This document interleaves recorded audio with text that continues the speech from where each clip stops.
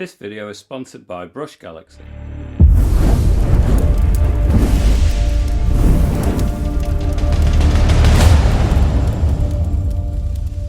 Okay, welcome to another iPad drawing tutorial. In today's tutorial I'm going to show you how to draw rocks, how to understand some of the essentials so that if you've got a picture where you need to start making some rock shapes up, some rock formations, then you understand some of the principles that's going to make it a little bit easier for you to do that. So it doesn't really matter because you can apply this to paper and pencil or to any other art app, but I'm using the app Procreate anyway. I've opened an A4 canvas. I'm going to be using the brush. Within the sketching section it's going to be a 6B pencil. In terms of the colours, I've turned it to jet black.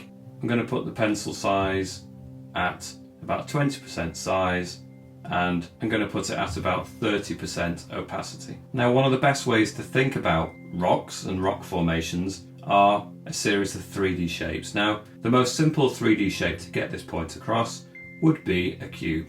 So if we start with a cube, or something approaching a cube, I've not done a neat version, it doesn't really matter. We're not actually going to be trying to create perfectly straight line geometric shapes when we do rocks anyway. But we start with a cube. What we need to think about are different angles, different directions that the different faces of that shape are going to face. So if we imagine, for example, a light coming in from the top right, it's easy enough to imagine that the top surface would receive more light than this back section. So this back section is facing away from the light source, so it's going to be very much more in shadow. Whereas this side part perhaps might just pick up a little bit more light, it's just glancing upon the side, but still not as much as the top surface. So when you're creating a series of rock shapes, you need to think about the light as probably the most important element to think of. So obviously when you're drawing a rock, or a series of shapes that form a rock, you're not really going to be thinking of a perfect cube in the first case. So you might be thinking of a more stretched out shape where it's wider in one section, something like this. And even that is probably going to be too regular, but whatever.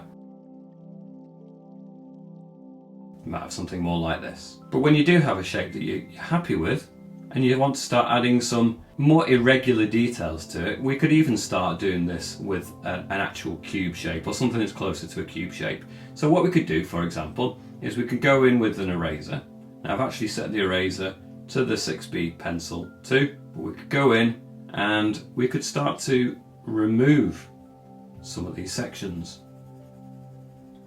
Now if we just take that bottom corner off, straighten it up, but it looks strange, what we need to do is just turn it up like this, remove the line from the centre, and we've created almost like the bottom corner has been chipped off, like that. And obviously we can do that for any other corner. Now if you want to do the corner that's facing us, what I suggest you do is you draw or you take off the top edge like this, remove all the lines from the centre, and you've created the effect that that top corner has been chipped off. So these are two effects that you can apply to a straightforward geometric cube, and it just starts to push it in the kind of effects, the kind of direction that you might like your rock formation to appear like. Now obviously it's going to be more straightforward if you take it off an edge like this, quite straightforward. You can just start to shave off little details, and whenever you've got a straight line like this line, for example, you could take off a section. So I've just nibbled away at it, take it straight up, and we've made it even more irregular there too. So slowly but surely we're starting to increase the irregularity of this shape. Now if you wanted to build upon this, add more details, then let's do that. So let's remove the arrow. That's not really needed. I think we can cope with the concept that the light is coming from above and slightly from the right, and we can just remember that. We'll revisit that concept if necessary. However, whenever you've got a straight line like this, for example, you can do more amending to this.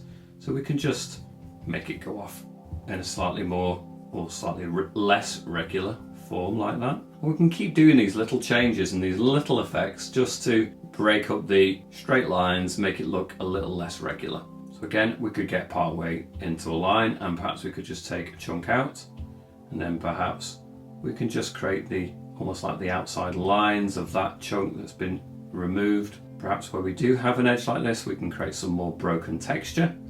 So it's not all going to be straight lines, it's not all going to be obvious lines, so let's remove some of those distinct lines. It's useful for the basis of beginning a shape, but actually when you're trying to convey something that's slightly more realistic, you wouldn't have a dark line that goes around it necessarily.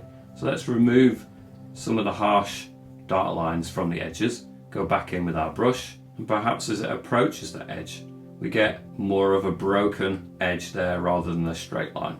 So we can just create some more noise really, more texture. We can do that anywhere on these lines. And just like we're adding tone, we can go back in with the eraser and we can just remove sections too of that tone. And maybe the light's just catching bits along the edge as it just changes angle and catches the light a little bit more. Maybe on top we can add, as we go back in with the eraser, just soften that back line of this shape. So maybe there's other shapes that go immediately behind it, so I can start creating a contrast for this, because this isn't a side that is catching the light more, but maybe immediately behind this is part of a bigger rock formation and there's a lot, almost like a wall that goes immediately behind it and it isn't catching the light in the same way.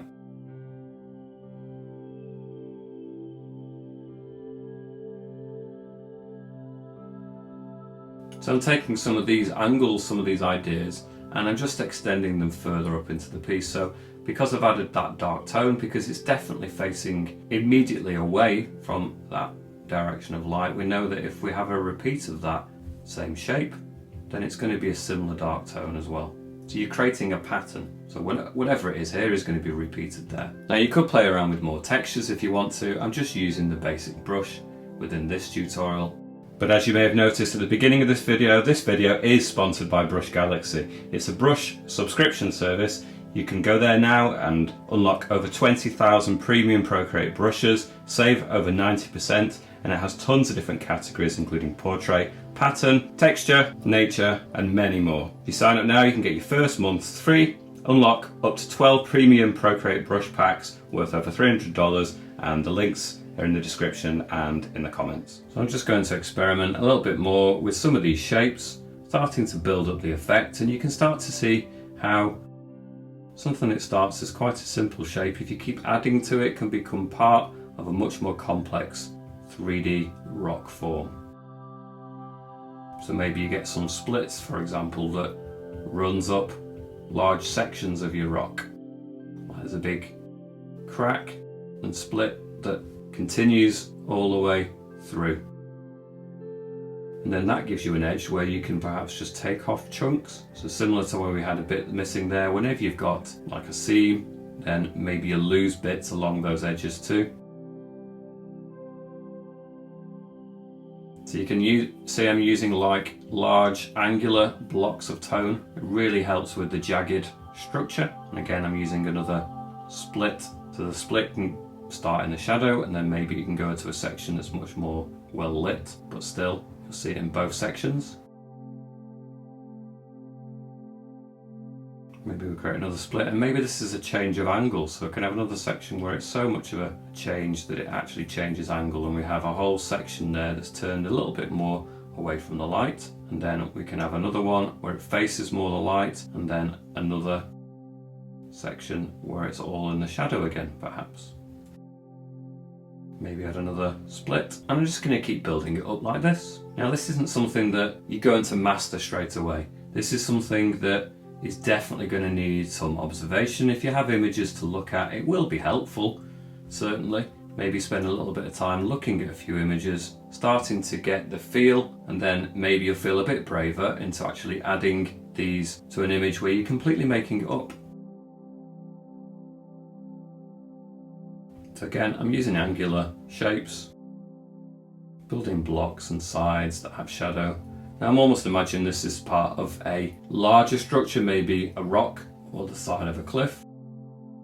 So I can extend what I did there and bring it down further. Maybe we'll have some kind of bottom to the structure over here. We'll build it up from there.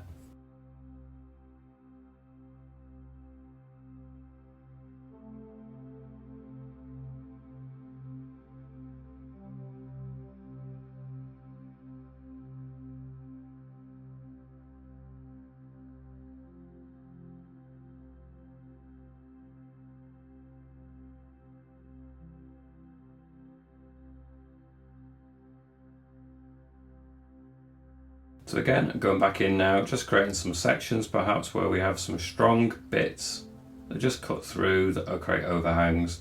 It's not quite as easy to pick out a definite geometric shape like it was at the beginning, but it becomes more about texture, about angles, about changes in light and dark tones.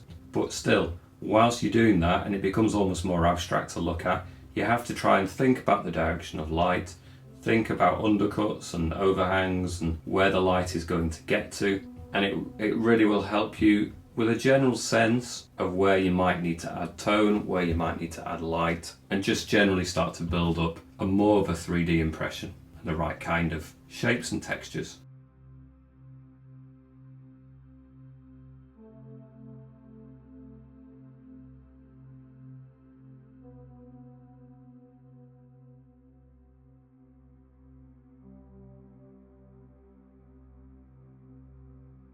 And also it's just about learning which bits to knock back, starting to really imagine the overall structure. So maybe you can start to imagine that you're pushing things back, maybe you're creating an overhang and therefore the bit underneath it, for example, might be more pushed back than you thought it would be. I mean, it's just about changing, pulling things forward, pushing things back. You know, the more you play around with these kind of shapes, the more you'll start to figure out where you want them to go. And it's just an ongoing dialogue of 3D shapes and their placement. I think especially if you're not copying from a photograph, then you're going to have to just find your way with it. And honestly, I find this kind of process quite challenging, but super enjoyable, because it's a process of discovery rather than just copying. I think sometimes you can copy something without really necessarily understanding what you're actually doing, whereas I think when you start to make something up from your imagination, then you have to start really engaging with what's happening in an image. And I much prefer it.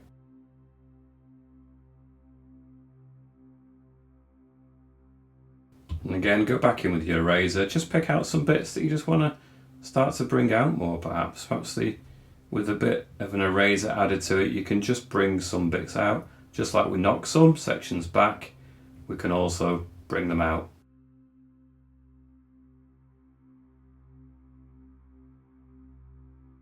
So just like we started with this section, created that little overhang and deep shadow tone, then we're adding more of that into various places here as well.